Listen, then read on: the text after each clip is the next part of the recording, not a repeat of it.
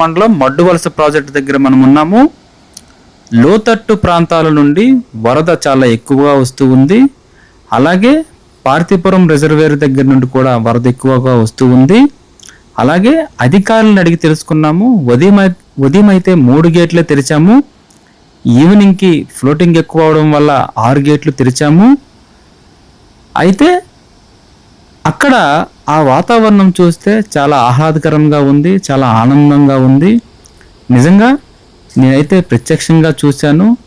మడ్డువలసలో ఉన్నామా లేదా ఇంకెక్కడైనా ఉన్నామా అన్న ఫీలింగ్ అయితే నాలో కలిగింది. ఒక సోదరుడి సహాయం తీసుకొని ఇద్దరం కలిసి వెళ్ళాము వీడియోలు తీయడానికి. అలాగే వర్షంలో తడిసి ముద్ద కూడా అయ్యాము. చాలా దారుణంగా తడిసిపోయాము. మా సెల్ ఫోన్లు కూడా తడిసిపోయాయి, మైక్ తడిసిపోయింది. వీడియో కోసమే వెళ్ళి వీడియోలు తీసి అప్లోడ్ చేయడానికే అక్కడికి వెళ్ళాము, వీడియో తీసాము. అలాగే ఈ వీడియో నచ్చితే మీకు లైక్ చేయండి, షేర్ చేయండి, సబ్స్క్రైబ్ చేయండి. ఇటువంటి వీడియోలు చాలా వస్తాయి.